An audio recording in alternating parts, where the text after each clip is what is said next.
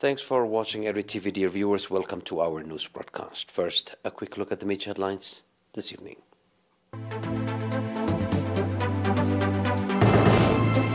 7 patients diagnosed positive for COVID-19 in tests carried out today.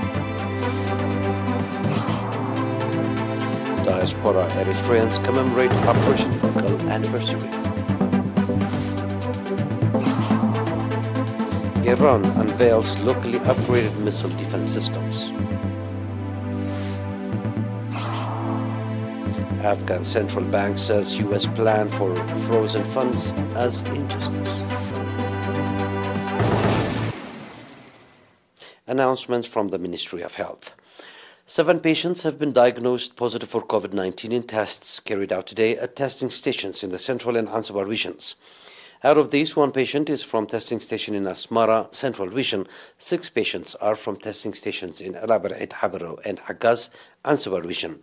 On the other hand, 31 patients who have been receiving medical treatment in hospitals in the Central and Ansabar regions have recovered fully and have been discharged from these facilities. The total number of recovered patients has accordingly increased to 9,502, while the number of deaths stands at 103.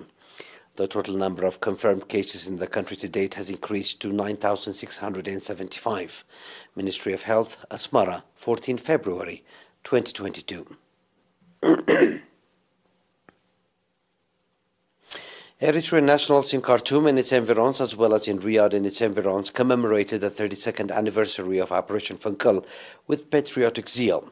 As part of the commemorative event, football competition between various Eritrean community teams was organized by the Eritrean Embassy in the Republic of Sudan in cooperation with the Eritrean community in Khartoum. Commending the youth for the competitiveness and discipline they demonstrated during the competition, Mr. Isa Ahmed Isa, Eritrean ambassador to Sudan, expressed readiness for creating conducive atmosphere for enabling the youth develop their sports capacity. Indicating that 392 sportsmen, coaches and coordinators have been involved in the program, Mr. Jacob Tesfaye, chairman of ERi League Khartoum Federation, expressed appreciation for those that contributed in the success of the program. Likewise, at a meeting with the Eritrean nationals conducted in Khartoum, they expressed conviction to strengthen organization and participation in national affairs. Speaking at the meeting, Ambassador Isa Ahmed Isa said that the secret for the success of Eritrea is the unity and strong organization of its people inside the country and abroad, and called for reinforced efforts for a better outcome. In the same vein, Eritrean nationals in Riyadh and its environs commemorated the 32nd anniversary of Operation Funkal under the theme Funkal Embodiment of Heroism of Generations. At an activity assessment meeting organized in Mandafara on 10 February, the Ministry of Labour and Social Welfare branch in the Southern Region reported that in 2021, social welfare programs that expanded over 86,000 nakfa have been implemented. According to the report presented at the meeting, 70.5 million nakfa has been disbursed to families of martyrs, over 1.4 million nakfa in support of orphan children.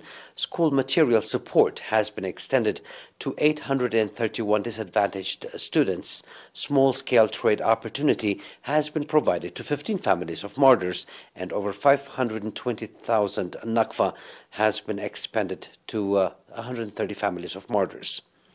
Mr. Haile Gabra Mikhail, head of the branch office, said that the programs have been implemented in coordination with administrations, national associations, assemblies, and the front.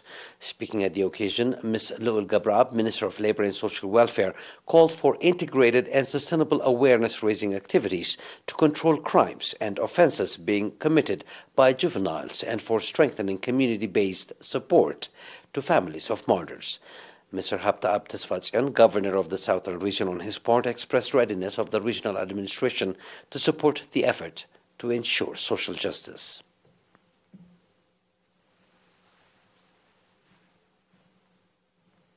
That was our domestic news. Please stay tuned for the international right after the short break.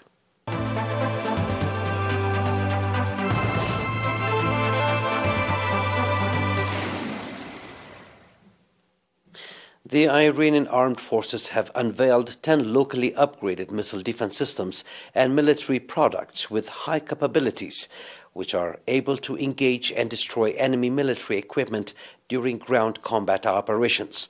The military achievements were showcased on Sunday during a ceremony that coincided with the 43rd anniversary of the 1979 Islamic Revolution, which overthrew the US-backed Pahlavi regime. The unveiled defense systems include various types of stationary missiles, helicopter-mounted and drone-mounted payloads, as well as long-range and smart ammunition for artillery and mortars, whose range and accuracy in destroying targets have been improved. Iranian military experts and technicians have in recent years made substantial headways in manufacturing a broad range of indigenous equipments, making the armed forces self-sufficient in the arms sphere. Iranian officials have repeatedly underscored that the country will not hesitate to strengthen its military capabilities, including its missile power, which are entirely meant for defense, and that Iran's defense capabilities will be never subject to negotiations. Afghanistan's central bank on Saturday criticized Washington's plan to use half the bank's $7 billion in frozen assets on U.S. soil for humanitarian aid and set aside the rest to possibly satisfy lawsuits over the September 11, 2001 attacks.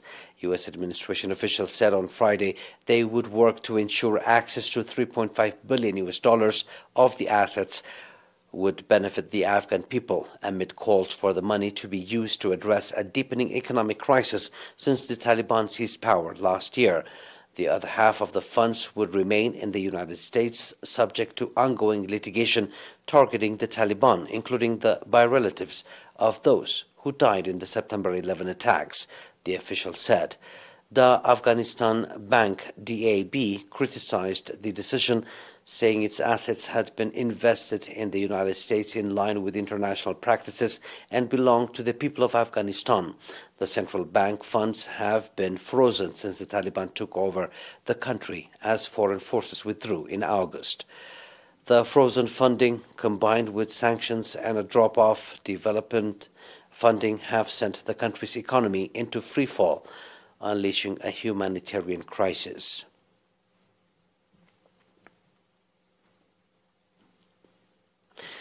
As a six-day-old blockade of North America's busiest trade corridor ended on Sunday, Canadians voiced questions on politicizing tactics used to quell the demonstration in the border city of Windsor and in Ottawa, where protests entered a third week. The Freedom Convoy protests started by Canadian truckers opposing a vaccine or quarantine mandate for cross-border drivers have turned into a rallying point for people opposing the policies of the Prime Minister Justin Trudeau's government, covering everything from pandemic restrictions to a carbon tax. Meanwhile, a social media outcry has been triggered by images of police mingling with a sea of protesters in Ottawa, helping some put a fallen tent back up, and one video showing an Ontario provincial police officer telling demonstrators, "I support you guys 100%. At least two members of Canada's Special Operations Forces are also under investigation for allegedly supporting the protests, the military said. Hundreds of counter-protesters on Sunday blocked vehicles trying to join the protest in downtown Ottawa, frustrated by what they said was police inaction. Protesters have also shut down smaller border crossings in Alberta and Manitoba last week, and on the weekend shut down the Pacific Highway border point in British Columbia.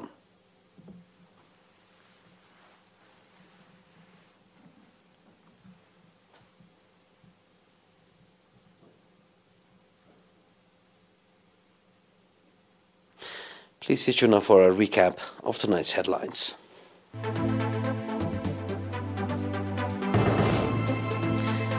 7 patients diagnosed positive for COVID-19 in tests carried out today. Diaspora Eritreans commemorate Operation Funkle anniversary. Iran unveils locally upgraded missile defense systems. Afghan central bank says U.S. plan for frozen funds an injustice. And that was our news for tonight, dear viewers. It is good night from us.